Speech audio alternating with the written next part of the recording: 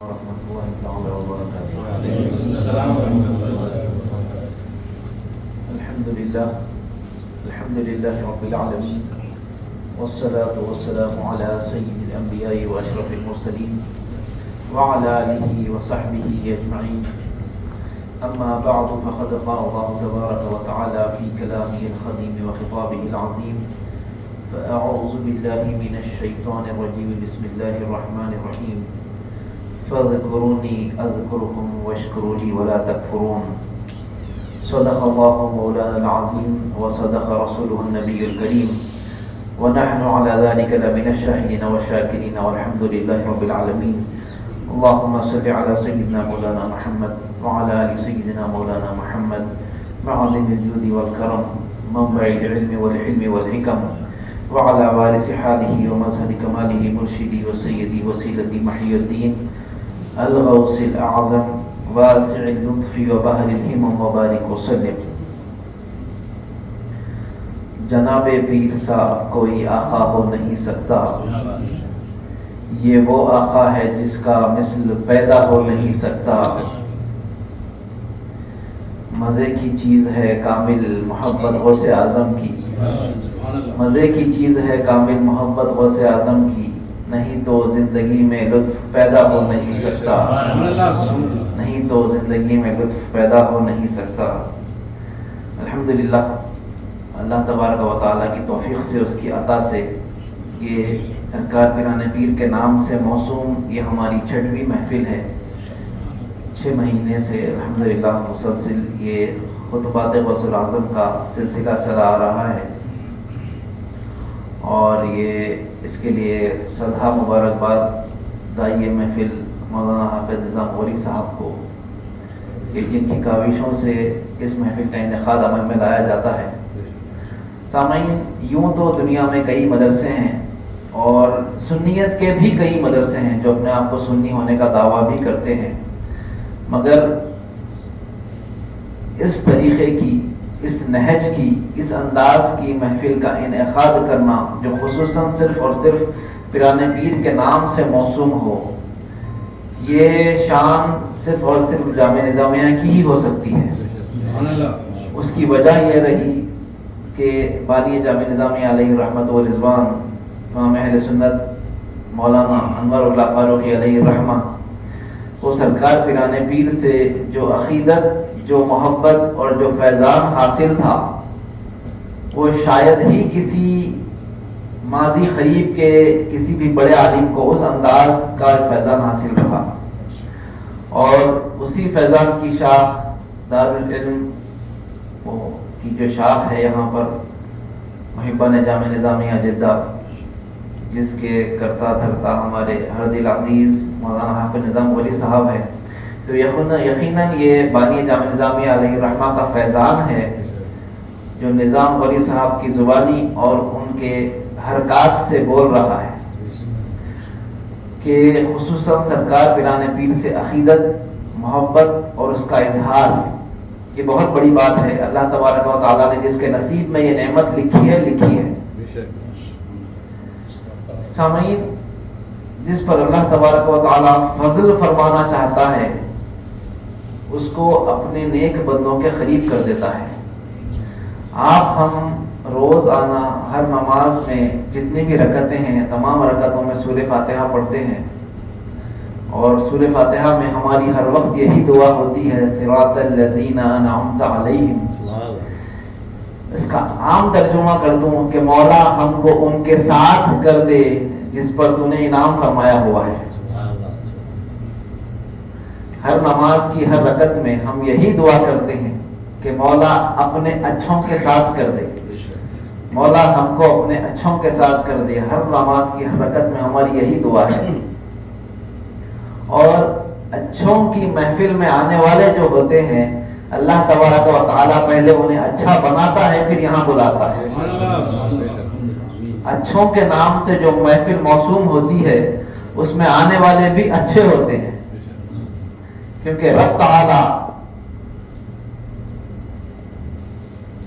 کا یہ پروردگار عالم کی یہ سنت رہی ہے کہ کہ جب کسی پہ فضل فرمانا چاہتا ہے تو اس کے اپنے اچھوں کے قریب کر دیتا ہے۔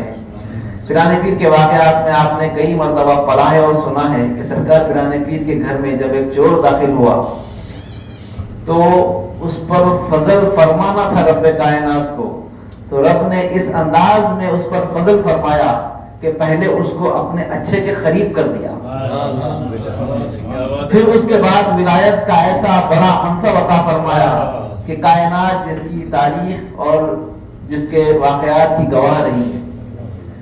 تو سامعین، اچھوں کے قریب ہونا، اچھوں کی محفلوں میں آنا، یہ ہماری بخشش کی ضمانت بھی ہے، بخشش کی نشانی بھی ہے، اور دعا ہے کہ پروردگار ہمارا حشر بھی اپنے اچھوں کے ساتھ فرمائے۔ پیرانے پیر کا یہ جو خطبات کا جو سلسلہ چلا رہا ہے، اس کے تعلق سے کچھ تمہیدی باتیں عرض کر کے پھر خطبے کی طرف ہم آتے ہیں۔ اور پچھلے تمام ہماری جو 5 محفلیں گزری ہیں اس کا یہی نہج رہا ہے کہ ہم زیادہ تر کوشش کرتے ہیں کہ سرکار پیرانے پیر کا صرف اور صرف خطبہ پڑھیں اور خطبات غوث اعظم سے استفادہ اور فیض حاصل کریں۔ اور میں نے پچھلی محفل میں کہا تھا اور اس سے پہلے بھی شاید کہا تھا کہ اسے تقریر اور خطاب نہ کہیں، اسے واعظ کہیں، کیونکہ آج کا جو خطبہ ہے اس میں خود پیرانے پیر نے واعظ کا الفاظ استعمال فرمائے ہیں۔ تو یہ جو یہاں ہو رہا ہے یہ واعظ و نصیحت کی محفل ہے، کوئی شعلہ بیان، مقرر یا تقریری خطاب نہیں ہے، صرف پیرانے پیر کے ارشادات اور پیرانے پیر کے جو لب مبارک سے نکلے ہوئے الفاظ جو واعظ اور نصیحت کی شکل میں ہم تک پہنچے ہیں اس کو ہم یہاں ادا کرنے کے لیے، سننے کے لیے جمع ہوئے ہیں۔ تو آئیں پیرانے پیر کے خطبات کی 5ویں فصل ہم شروع کرتے ہیں۔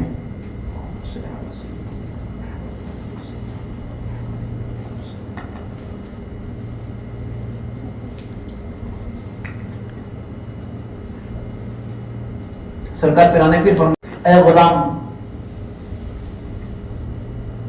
اچھا یہ پیر کا انداز دیکھیں آپ، دنیا کا ابھی آپ حضرات کے سامنے بیٹھا ہوں تو بات ذہن میں آ رہی ہے نا، دنیا کا آج تک بڑے سے بڑا محدث، امام اعظم سے لے لیں، امام مالک لے لیں، امام شافعی لے لیں، امام احمد بن حنبل لے لیں، امام ذہبی لے لیں، امام حسن علی لے لیں، امام عسکر علی لے لیں، جس کو لیتے لے لیں، اور صوفیہ کی لسٹ میں بھی بات لے لیں، تمام اکابر صوفیہ کے نام لے لیں آپ، اس سے ہٹ کر ائمہ تفسیر کے نام لے لیں، کسی کی بھی یہ شان نہیں رہی کہ سامنے والوں کو یا غلامی کہہ کر مخاطب کرے۔ آئے ہائے ہائے کیا شان ہے پیرانے پیر، ان کو پتا ہے کہ اللہ تبارک و تعالیٰ نے مجھے وہ منصب عطا کیا ہے کہ سارے میرے مرید جو ہیں جسے میں غلام کہہ کر پکاروں وہ اس نسبت غلامی پر ناز کریں گے، فخر کریں گے کہ پیرانے پیر نے ہمیں غلام کہہ کر پکارا ہے، غلام کہہ کر پکارا ہے۔ آئے ہے پیرانے پیر فرماتے ہیں، اے غلام، بس سے سماعت فرمائیں، خطبہ شروع ہو رہا ہے، یہ واعظ ہے۔ اے غلام، اللہ تعالیٰ کی بندگی کہاں ہے؟ تو حقیقی بندگی اور سچی غلامی کی طرف آ جا اور اللہ تعالیٰ کے عطا کردہ تمام کاموں میں کفایت کو اختیار کر لے اور خدا ہی کو ہر کام کے لیے کافی سمجھ۔ تو اپنے مالک سے بھاگا ہوا غلام ہے، تو اپنے مالک سے بھاگا ہوا غلام ہے، اس کی طرف واپس آ، اس تقدیر پر صبر کر اور اس کی موافقت کے ساتھ تواضع اختیار کر۔ جب یہ کمال تجھ میں شامل ہو جائے گا تب تیری بندگی اور غلامی تیرے آقا کے لیے مکمل اور کامل ہو جائے گی اور اس کی طرف کفایت تجھے نصیب ہو جائے گی۔ اللہ تبارک و تعالی ارشاد فرماتا ہے، الیس اللہ بکاف عبدہ، پروردگار ارشاد فرماتا ہے، یہ قرآن کی آیت پہ پیرانے پیر کوٹ فرما رہے ہیں، کیا اللہ تعالیٰ اپنے بندوں کی کفالت کرنے والا نہیں ہے؟ آیا ہے، بے شک ہے، یقیناً۔ پھر پروردگار وصف فرماتے ہیں، جب اللہ تعالیٰ کے لیے تیری غلامی درست ہو جائے گی تو وہ تجھے اپنا محبوب بنا لے گا۔ جب اللہ تعالیٰ کے لیے تیری غلامی درست ہو جائے گی تو اللہ تبارک و تعالیٰ تجھے اپنا محبوب بنا لے گا اور اپنی محبت تیرے قلب میں مضبوط کر دے گا۔ تجھے بغیر مشقت کے اور بغیر جستجو کے تجھے اپنا مونس بنا لے گا، یعنی انس والا، اس سے قریب ہونے والا، اس سے محبت کرنے والا. اور اللہ تبارک و تعالی تجھے وہ مقام عطا کرے گا کہ تجھے اس کے غیر کی صحبت اچھی معلوم نہیں ہوگی، پس تو خدا سے تمام حالتوں میں راضی ہو جائے گا. پس اگر وہ تجھ پر باوجود فراخی زمین کو تنگ کر دے اور باوجود گنجائش وسعت کے تیرے اوپر دروازہ بند کر دے، تو اس پر غصہ کبھی نہیں کرے گا، تو اس کے غیر کے قریب کبھی نہیں جائے گا، اور تو اس کے غیر کا کھانا کبھی نہیں کھائے گا. تجھ پر افسوس کہ تو خدا کو پہچانتا ہے اور اس کی طرف رجوع نہیں کرتا. تجھ پر افسوس کہ تو اللہ تبارک و تعالیٰ کو پہچانتا ہے، وہی خالق ہے، وہی مالک ہے، وہی دینے والا ہے، مگر تو اس کی طرف رجوع نہیں کرتا، اس کی طرف پلٹتا ہی نہیں ہے. تو تمام بھلائیوں سے محروم ہو چکا ہے، بس تجھے چاہیے کہ صبر کر اور صبر کا دامن کبھی نہ چھوڑ. تجھے معلوم نہیں کہ جس نے صبر کیا وہ قدرت والا ہو گیا. تو عجلت سے کام نہ لے، جلد بازی کے کام ہمیشہ شیطان کے ہوا کرتے ہیں. پھر سرکار پیران پیر آیت کوٹ فرماتے ہیں، یا ایھا الذین آمنوا اصبروا وصابروا ورابطوا واتقوا اللہ لعلکم تفلحون. اے ایمان والو، صبر کرو اور صبر دلاؤ، کیونکہ تمہارا دشمن گھات پر مقیم ہے. اللہ سے ڈرو تاکہ تم فلاح پا جاؤ. اس کے بعد پیران پیر فرماتے ہیں، قرآن میں بہت سی آیتیں ہیں جو اس بات پر دلالت کرتی ہیں کہ صبر کیا خوبیاں ہیں اور صبر میں کیا نعمتیں ہیں، صبر کا کیا اچھا بدلہ ہے، صبر کرنے والوں کے لیے راحت ہے. صبر کرنے والوں کو اللہ تبارک و تعالی بڑے مقام عطا فرماتا ہے. اب یہاں پر آئے پیران پیر آپ تمام کو اولیاء اللہ کی بارگاہ میں مزارات پر جانے کی تعلیم دے رہے ہیں. علیکم بزیارت القبور والقصد الی الصالحین وفعل الخیر وقد استقام امرکم. سرکار پیران پیر فرماتے ہیں، صبر پکڑنے کے بعد تم نے اس کی خوبیاں دنیا و دین کی معلوم کر لی. اب میں تمہیں نصیحت کرتا ہوں کہ تم زیارت قبور اور صلحاء کی طرف آمد و رفت اور نیک کام کو لازم پکڑ لو. یہ لائن پھر سے پڑھ رہا ہوں، تم زیارت قبور، صالحین کی صحبت کو، ان کے پاس آنے جانے کو مضبوطی سے پکڑ لو، یقیناً تمہارا کام درست ہو جائے گا. تم اس جماعت سے نہ ہو کہ تم کو نصیحت نہ کی جائے، تم نصیحت قبول کرنے والے بنو. اب یہاں پر سرکار پیران پیر 4 باتیں فرماتے ہیں. تمہارے دین کی بربادی 4 باتوں میں ہے. تمہارے دین کی بربادی 4 باتوں میں ہے. اول یہ کہ تم جو علم تم نے سیکھا ہے اس پر تم عمل نہیں کرتے، پہلی بات. دوسری بات فرماتے ہیں، دوسری یہ کہ جس کا تمہیں علم نہیں ہے اس پر عمل کرنے میں لگ جاتے ہو. پہلی بات پیران پیر نے فرمائی، جس چیز کا تمہیں علم ہے. کیا علم ہے؟ آپ کو نماز کا علم ہے، روزے کا علم ہے، زکوٰۃ کا علم ہے، اس کے ساتھ ساتھ آپ کو نفل صدقات کا علم ہے، لوگوں کی پریشانیوں میں ان کے کام آنے کا علم ہے، اور اللہ تبارک و تعالیٰ کے بندوں پر خرچ کرنے کا علم ہے، بیوی بچوں کے ساتھ اچھا سلوک کرنے کا علم ہے، ماں باپ کی خدمت کرنے کا علم ہے. یہ تمام باتیں تو آپ کو پتہ ہے. پڑوسیوں کے ساتھ نیک سلوک کرنے کا علم ہے. تمام باتیں آپ کو پتہ ہے. سرکار پیران پیر فرماتے ہیں، تجھے جس بات کا علم ہے تو وہ کام کرتا نہیں ہے. جس بات کا تجھے علم ہے تو وہ کام کرتا نہیں ہے، اور جس بات کا علم نہیں اس پر عمل کرنے میں لگا ہوا ہے. تیسری بات فرماتے ہیں، تم جو جانتے ہو اسے تم جو جانتے نہیں اسے حاصل کرنے کی کوشش بھی نہیں کرتے. اچھا، جو علم نہیں پتا ہے، کسی مفتی صاحب کے پاس، صحیح عالم صاحب کے پاس، کسی شہید شیخ صاحب کے پاس، کسی پیر صاحب کے پاس بیٹھ کر سیکھ لو. فرماتے ہیں جس بات کو تو جانتا نہیں وہ چیز تو سیکھنے کی کوشش بھی نہیں کر رہا ہے. چوتھی بات فرماتے ہیں، اچھا خود تو نہیں کر رہا ہے، چوتھی بات دوسروں کو بھی علم کی طرف جانے سے تو روکتا ہے. دوسروں کو بھی علم کی طرف جانے سے تو روکتا ہے. اب یہ بڑی پیاری بات ہے. اس میں ہم پھر اس طرف پلٹ کر آتے ہیں، جعلی پیروں کی طرف، جعلی مرشدوں کی طرف، دھوکے بازوں کی طرف. کہتے ہیں بابا یہ تمام قرآن حدیث کی جتنی باتیں ہیں یہ مولویوں کا کام ہے. ہمارے پاس خاص علم ہے، بس ادھر آ جاؤ. نہ شریعت کا علم سیکھنے کی ضرورت ہے، نہ شریعت پر عمل کرنے کی ضرورت ہے. آج ہم سوشل میڈیا کے ذریعے ہم کلپس دیکھ رہے ہیں کہ کیا حال ہو گیا ہے حیدرآباد کا، خصوصاً ہمارے ملک کا، ہمارے پڑوسی ملک کا. کچھ ایسے شیطان نما پیر ظاہر ہو رہے ہیں، شیطان نما پیر ظاہر ہو رہے ہیں. عجیب معاملات چل رہے ہیں، لوگ پیسے لٹا رہے ہیں. پیر صاحب گدی پہ بیٹھے ہیں، گدی سے 2 فٹ دور وہاں کے سجدہ کر رہا ہے. عجیب معاملات چل رہے ہیں جو میں بیان بھی نہیں کر سکتا. اس طرح پیرانے پیر فرماتے ہیں تو خود تو جاہل ہے اور دوسروں کو تعلیم کی طرف آنے بھی نہیں دیتا. اس کے بعد پیرانے پیر فرماتے ہیں اے اہل جماعت، تم جس مجلس میں ذکر کے لیے آتے ہو، یہ خطاب اس وقت جو بات کر رہا ہوں آپ سب سے. فرماتے ہیں اے اہل جماعت، تم جس مجلس میں ذکر کے لیے آتے ہو اور کچھ سیکھنے کے لیے آتے ہو، تمہاری حاضری صرف سیر و تفریح ہوتی ہے. سوال کرتے ہیں پیرانے پیر، تم اس مجلس میں آتے ہو، تمہاری حاضری کس مقصد کے لیے ہے؟ سیر و تفریح ہے، چلو جائیں گے، سب سے ملیں گے، کھانا وانا ہوگا، چائے وائی ہوگی، ٹھنڈے اے سی میں بیٹھیں گے، آ جائیں گے، گھر کا لائٹ کا بل بھی بچے گا. یہ سوچ کر آتے ہو چلو سب سے ملاقات ہو جائے گی، سیر و تفریح؟ یا اب یہاں پر سرکار واسطے پاک واز کا الفاظ استعمال فرماتے ہیں، یا واز کے ذریعے نصیحت حاصل کرنے آتے ہو؟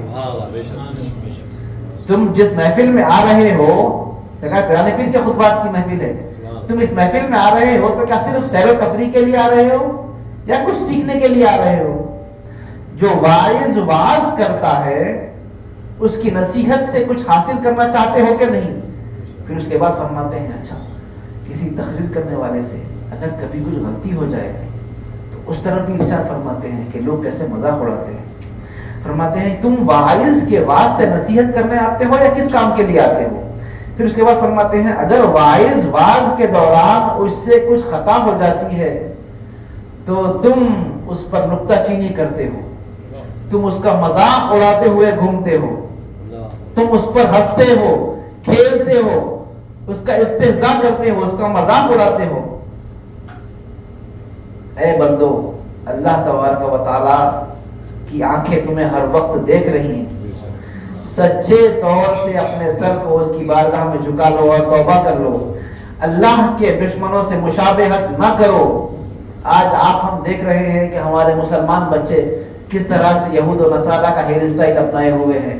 کوئی اکوٹی پہن رہا ہے، گلے میں 8 چین پہن رہے ہیں، پھٹے ہوئے پینٹ پہن رہے ہیں، عجیب قسم کے بال کٹائے ہوئے ہیں. یہ یہود و نصارہ کی مشابہت کر رہے ہیں. سرکار پیرانے پیر فرماتے ہیں اللہ کے دشمنوں سے مشابہت نہ کرو. اس کے بعد جو واز کرنے والا تمہارے سامنے واز کرتا ہے اس کو سنو، نفع حاصل کرو اور اس سے نصیحت حاصل کرو. اے غلاموں، تم عادت کے ساتھ مقید ہو گئے ہو، تم سبب کے پیچھے پڑے ہوئے ہو اور جو مسبب ہے، جو دینے والا ہے، اس کو بھول گئے ہو.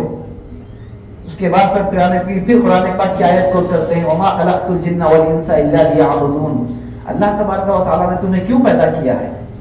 تم کو اور جنات کو اللہ نے پیدا کیا ہے عبادت کے لیے، مگر تم عبادت چھوڑ کر تم بس سبب کے پیچھے پھر رہے ہو، مسبب کو بھول چکے ہو.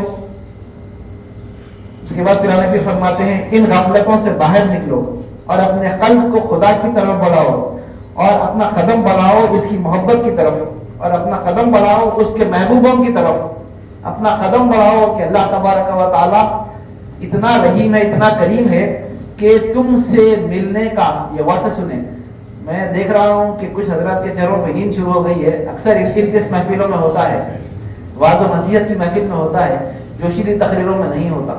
مگر وعظ و نصیحت کی محفلیں جوشیلی تقریروں سے کروڑوں گنا زیادہ فضیلت والی ہیں، کیونکہ یہ آپ کی ہماری باتیں نہیں ہیں، سرکار پیرانے پیر کے ارشادات ہیں. پیرانے پیر فرماتے ہیں، بڑی پیاری بات فرماتے ہیں کہ اللہ تبارک و تعالیٰ اتنا کریم ہے، اتنا رحیم ہے کہ وہ تم سے ملنے کو تم سے زیادہ مشتاق ہے. اللہ تبارک و تعالیٰ تم سے، عام اردو میں کہوں تو اللہ تبارک و تعالیٰ تم سے ملنے کے لیے بہت ہی زیادہ بے چین ہے. کیسے ہے؟ وہ تمہیں وہ چیزیں عطا کرتا ہے جس کا صرف تم ارادہ کرتے ہو اور رب تمہیں عطا کر دیتا ہے. رب کی یہ شان ہے کہ تم کسی چیز کے بارے میں سوچتے ہو کاش میرے پاس یہ ہوتا، یہ ہوتا، کچھ مہینوں میں کچھ سال میں وہ چیز تمہارے پاس آ جاتی ہے. تم جس چیز کے بارے میں سوچتے ہو وہ تمہیں مہیا کر دیتا ہے, تمہیں عطا کر دیتا ہے. رب بڑا کریم ہے, بڑا رحیم ہے. اور جب بندہ یہ باتیں جب بندے میں اللہ کی محبت پوری آ جاتی ہے, اس کا زہد دنیا اور آخرت کے ماں سوا اللہ کے ساتھ درست ہو جاتا ہے, تو اب ہوتا کیا ہے, اس کو صحت, قرب, بادشاہ, سلطنت, امارت سب دوست لگنے لگتے ہیں. اس کا ذرہ پہاڑ بن جاتا ہے, اس کا خطرہ دریا بن جاتا ہے, اس کا تارا چاند بن جاتا ہے, اس کا تارا سورج بن جاتا ہے, اس کا چاند سورج بن جاتا ہے. اس کی تھوڑی سی چیز بہت زیادہ ہو جاتی ہے. اس کا عدم وجود اس کی فنا کو بقا میں بدل دیتا ہے.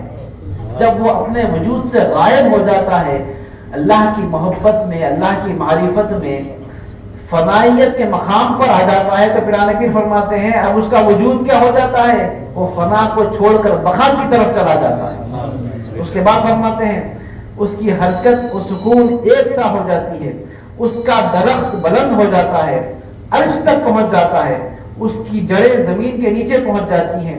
اس کی شاخیں سارے زمین و آسمان کو ڈھانپ لیتی ہیں, اور یہ شاخیں, یہ ٹہنیاں سارے آسمان اور زمین کے بیچ میں لٹکتی رہتی ہیں. اللہ کے نزدیک دنیا مثل ایک انگوٹھی کے ہے,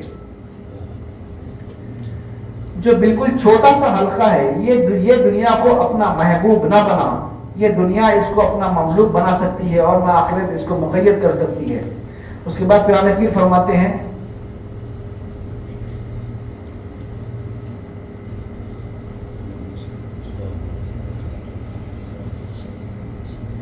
اے بندے, اللہ تبارک و تعالیٰ تجھے آزماتا ہے. یہاں پر بڑی پیاری بات فرما رہے ہیں, اے بندے اللہ تبارک و تعالیٰ تجھے آزماتا ہے, اور تو آزمائشوں میں بھی تو اللہ تبارک و تعالیٰ سے غافل ہی رہتا ہے, اور تیرا یہ حال ہو گیا ہے. قرآن کریم فرماتے ہیں بڑی پیاری بات, تیرا یہ حال ہو گیا ہے, تو اس انداز کے ساتھ جی رہا ہے جیسے کبھی مرے گا ہی نہیں.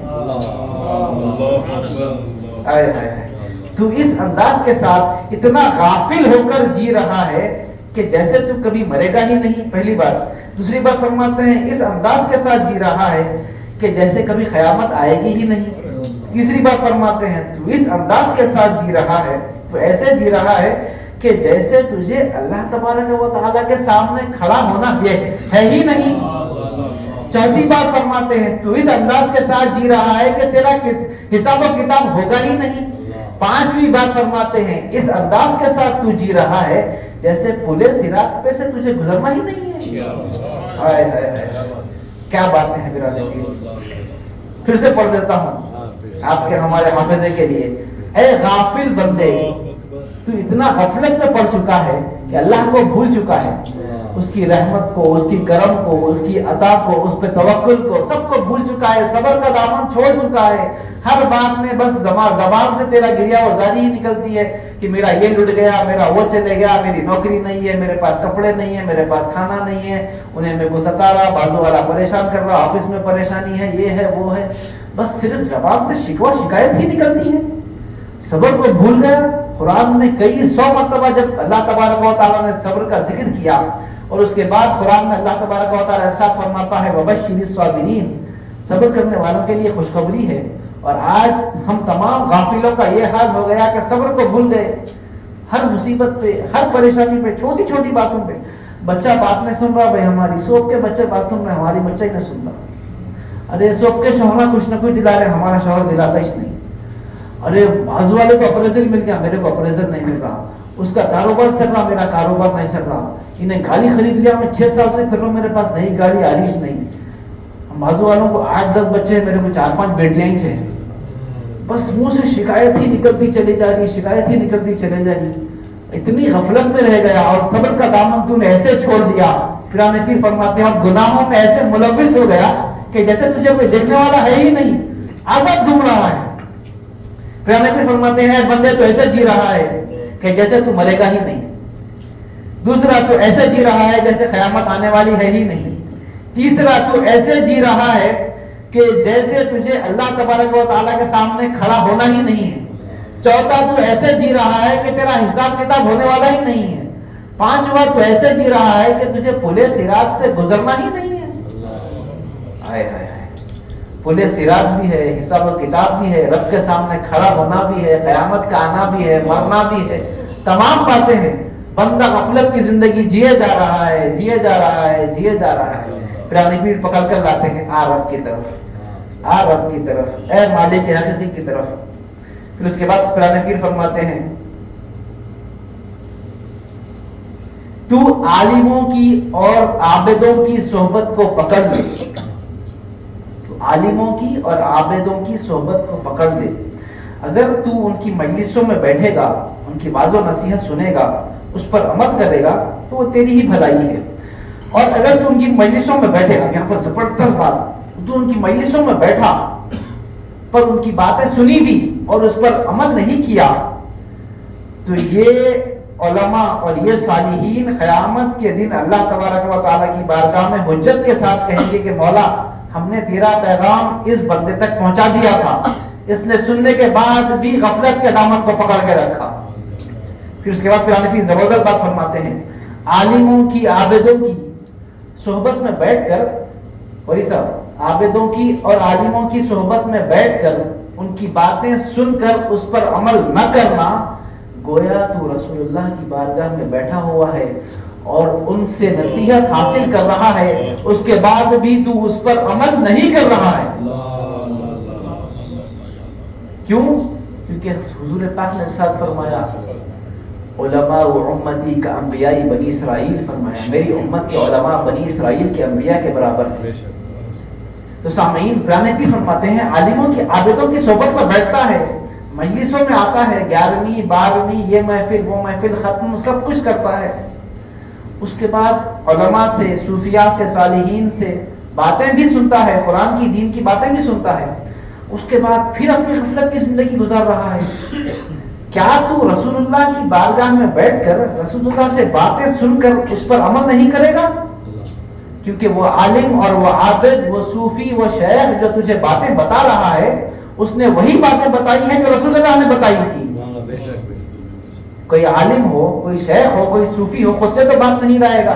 سارا علم جو نکلا ہے وہ مصطفیٰ جامع رحمت کی خیرات ہے. سارے کا سارا علم جو نکلا ہے قرآن سے نکلا ہے یا حدیث سے نکلا ہے، سارا علم. تو جو بھی عالم، جو بھی صوفی، جو بھی مفتی جو آپ کو بتائے گا وہ قرآن حدیث ہی بتائے گا. تو صوفی کی عالم کی مجلس میں بیٹھتا ہے، بات سنتا بھی ہے، اس پر پھر بھی عمل نہیں کرتا. گویا کہ تو رسول اللہ کی بارگاہ میں بیٹھا ہے، ان سے باتیں سنی بھی ہیں، پھر بھی تو اس پر عمل نہیں کرتا ہے. ہائے رے افسوس تیری قسمت پر، تو نے ظلم کا دامن پکڑ لیا، تو نے غفلت کا دامن پکڑ لیا، تو نے بے صبری کا دامن پکڑ لیا، تو نے گناہوں کا دامن پکڑ لیا اور ایسی غفلت میں چلا گیا جہاں سے واپس آنا بہت مشکل ہے.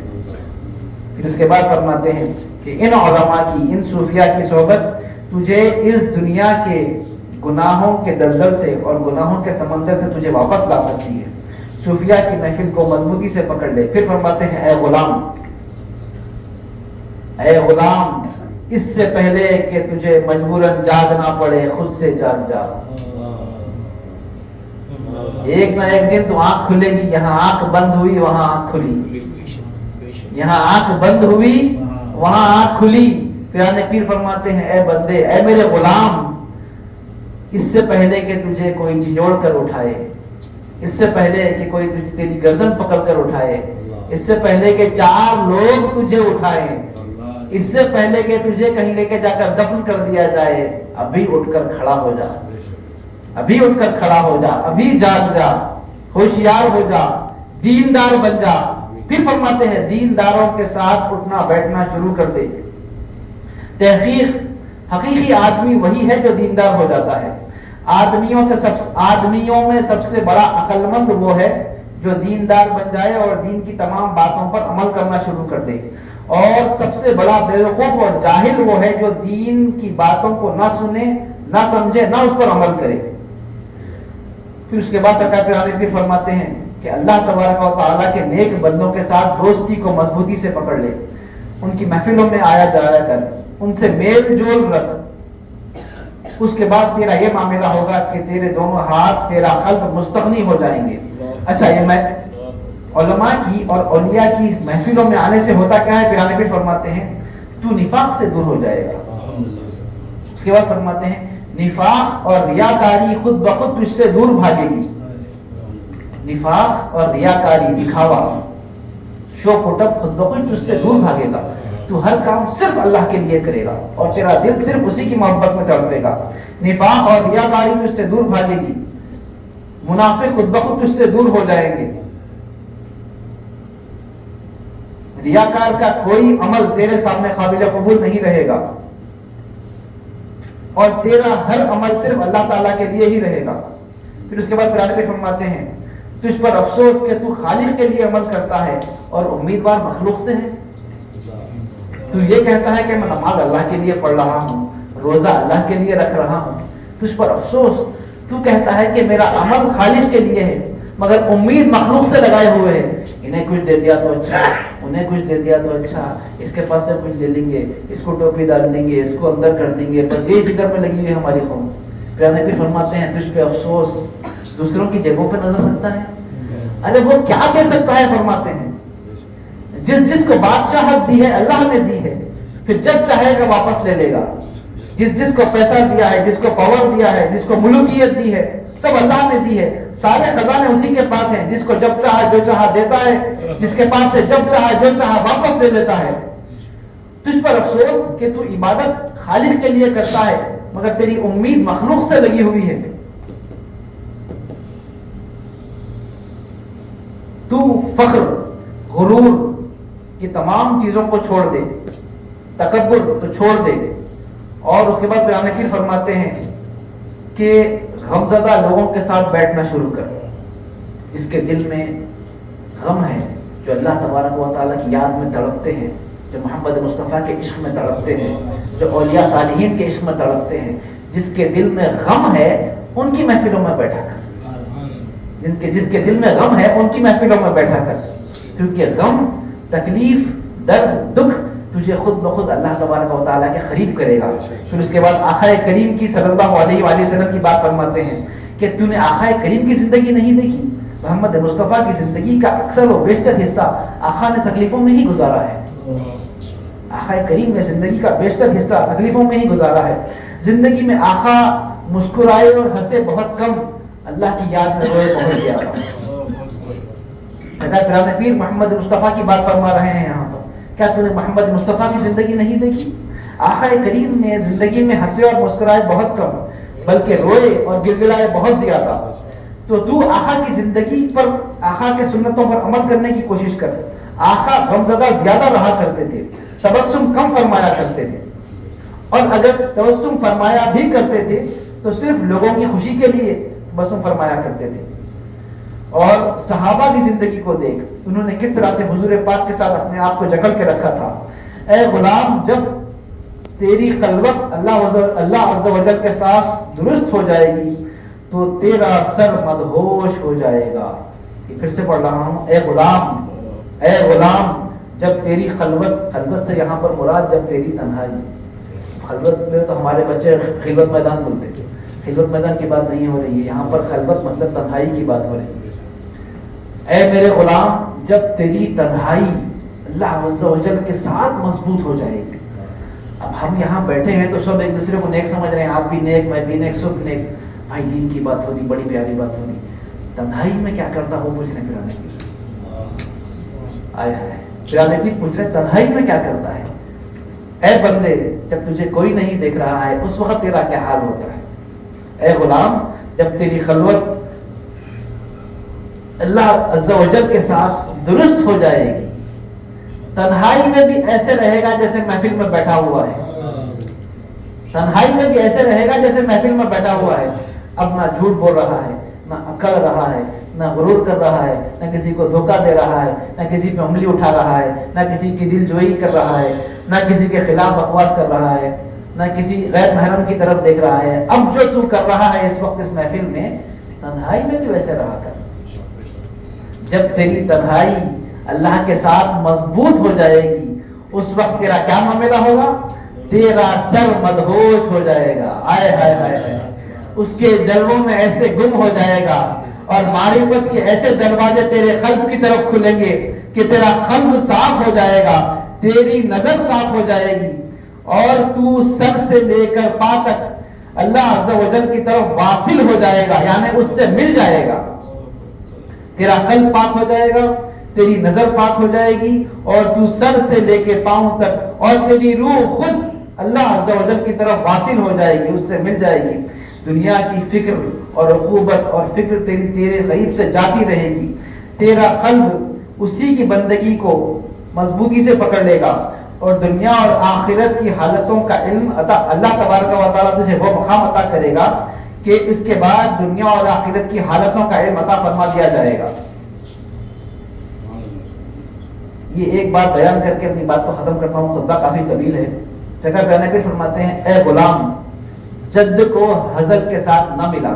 یہاں پر جد کا معنی ہے قطعی دینی بات، قطعی و یقینی بات جس کا کرنا مقصود ہو، جو آپ کو کرنا ہے اور مصمم ارادے کے ساتھ، مضبوط ارادے کے ساتھ جو کرنا ہے، یا اس کا اور ترجمہ ہے بردوباری، اس کا ایک اور ترجمہ ہے بردوباری۔